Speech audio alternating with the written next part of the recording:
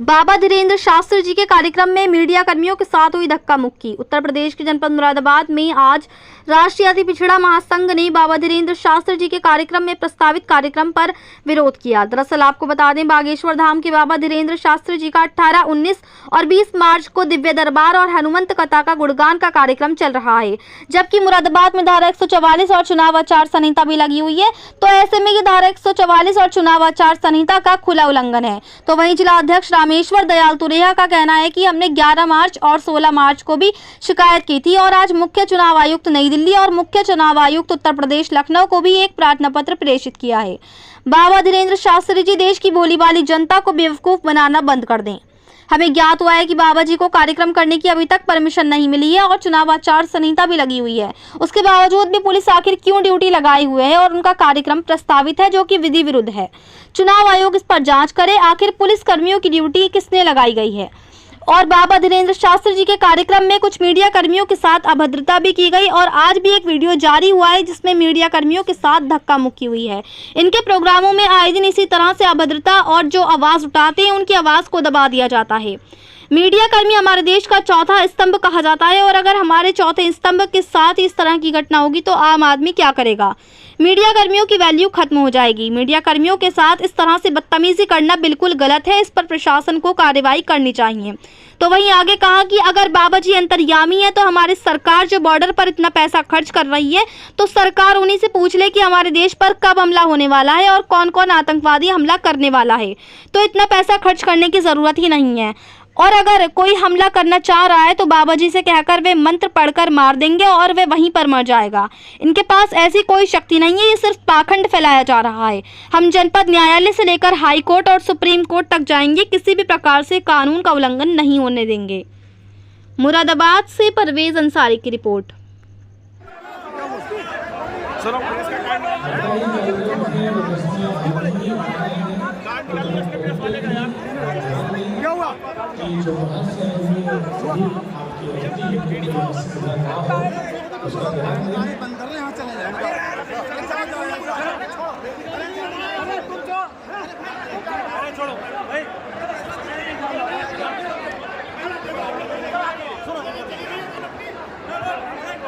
सक्सेना जी चलो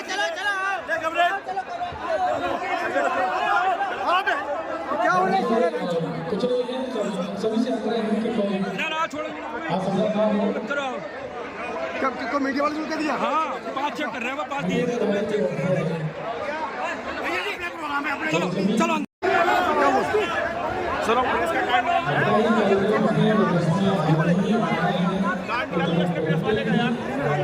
क्या हुआ?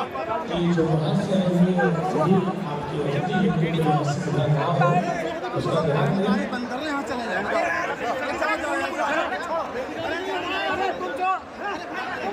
छोड़ो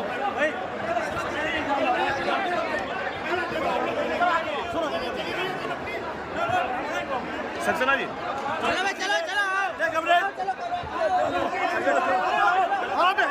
क्या हो रहा है? कुछ सभी से ना छोड़ो कब को मीडिया वाले कह दिया। हाँ 5 चेक कर रहे हैं, 5 दिए। चलो चलो जी, कैसा नाम सर? डॉक्टर रामेश्वर दयाल तुरेहा, प्रदेश अध्यक्ष, राष्ट्रीय अति पिछड़ा महासंघ उत्तर प्रदेश। जी यहाँ पर जो शास्त्री जी आए क्या करना चाहिए? जी यहाँ पर बागेश्वर धाम के बाबा धीरेन्द्र शास्त्री जी 18, 19 और 20 मार्च 2024 में कार्यक्रम है, प्रस्तावित कार्यक्रम है। कल और आज 19 मार्च को कार्यक्रम कर रहे हैं, दिव्य दरबार लगा रहे हैं। ज्ञात हो कि जनपद मुरादाबाद में धारा 144 पहले से ही लगी हुई थी और अब चुनाव आचार संहिता में चुनाव आचार संहिता भी लग गई है। यहाँ 20 मार्च से नामांकन स्टार्ट हो गए हैं और चुनाव आचार संहिता अभी विगत 4-5 दिन पहले लग गई थी। लेकिन जो बाबा धीरेन्द्र शास्त्री जी द्वारा कार्यक्रम किया जा रहा है ये समझ से परे है, क्योंकि जहाँ तक हमारा अनुमान है कि चुनाव आचार संहिता या धारा 144 में परमिशन नहीं मिलती है। और जहाँ लाखों की भीड़ इकट्ठा हो वहाँ परमिशन मिलने का सवाल ही नहीं उठता। हमने भी ज्ञात किया है कि परमिशन अभी तक नहीं मिली है और ऐसे में बाबा धीरेंद्र शास्त्री जी द्वारा कार्यक्रम किया जा रहा है, जिस समझ से परे है। धारा 144 का खुला उल्लंघन है और चुनाव आचार संहिता का भी खुला उल्लंघन है। ये कानून का माखौल उड़ाया जा रहा है। इस पर प्रशासन द्वारा तुरंत रोक लगाई जानी चाहिए। हमने 11 मार्च और 16 मार्च को भी प्रशासन को पत्र दिए हैं कार्यक्रम पर रोक लगाने के लिए, लेकिन अभी तक कार्यक्रम पर रोक नहीं लगाई गई है। आज हमने मुख्य चुनाव आयुक्त नई दिल्ली और मुख्य चुनाव आयुक्त उत्तर प्रदेश को भी पत्र प्रेषित किए हैं और ईमेल भी की है हमने। इसमें क्या आप कोर्ट में भी जाएंगे? हम देखिए, अगर कार्रवाई होती है तो सही है, नहीं तो हम जिला न्यायालय में जाएंगे, हाई कोर्ट भी जा सकते हैं और सुप्रीम कोर्ट भी जा सकते हैं। किसी भी कीमत पर हम कानून का उल्लंघन नहीं होने देंगे, क्योंकि हमने कानून पढ़ा है, कानून की डिग्री है हमारे पास, हम संविधान को मानने वाले हैं। हालांकि हम कट्टर सनातनी हिंदू हैं, लेकिन हिंदू का मतलब ये नहीं है कि हम कानून का उल्लंघन करें, संविधान का उल्लंघन करें। किसी भी कीमत पर हम संविधान का, कानून का उल्लंघन नहीं होने देंगे। अपनी जान देकर भी हम कानून और संविधान की रक्षा करेंगे। अंतर्यामी बाबा हैं, क्या कहना? बाबा देखिए, होता क्या है कि ये सब प्रोपेगंडा होता है, भोली भाली पब्लिक को बेवकूफ़ बनाने के साधन होते हैं, जिसमें महिलाओं को आसानी से बेवकूफ़ बनाया जा सकता है। होता क्या है, ये जितने भी इस टाइप के बाबा लोग होते हैं, ये 10-20 हज़ार की भीड़ जो होती है उसमें अपने लोग बैठा देते हैं और उन्हीं का नाम पता वगैरह बताते हैं।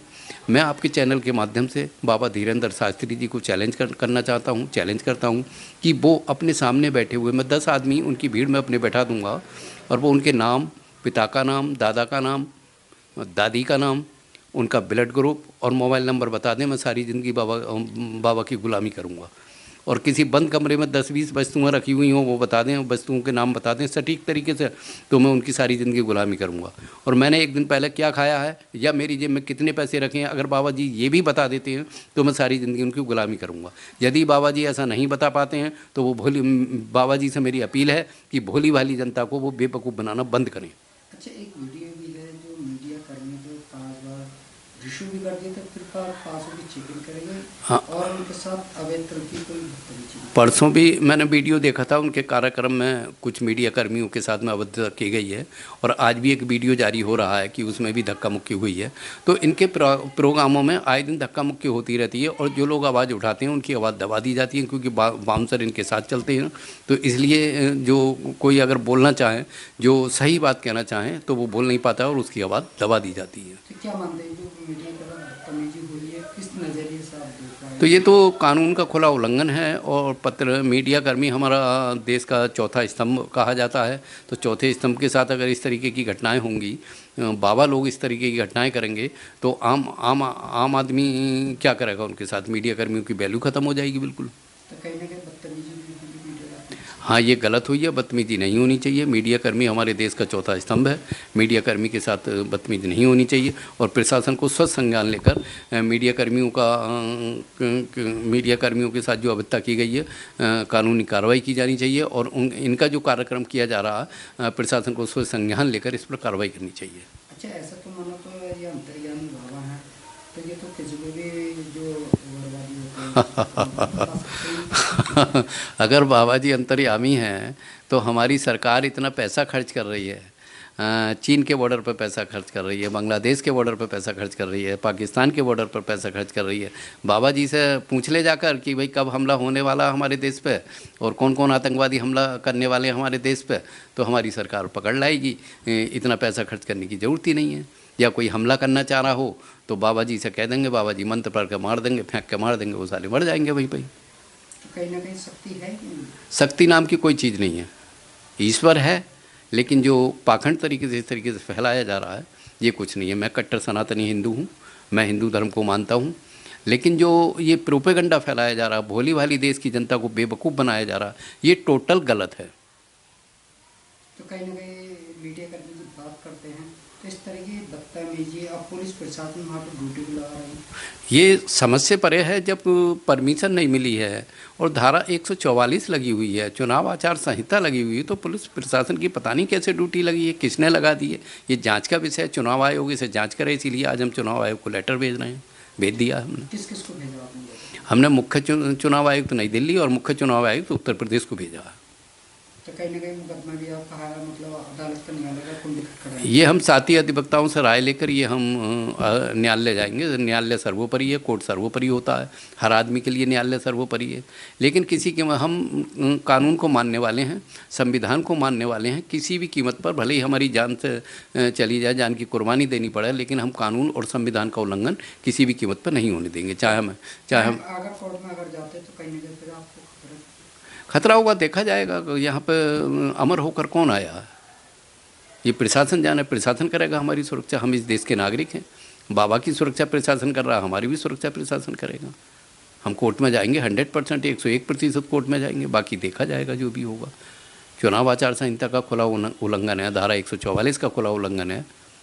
ये तो सरासर वो हो गई। गरीब आदमी होगा तो अगर कहीं 4 आदमी इकट्ठे हो जाएंगे तो पुलिस कार्रवाई कर देती है। यहाँ लाखों की भीड़ इकट्ठी है तो पुलिस कहाँ है, पुलिस क्यों कार्रवाई नहीं कर रही है।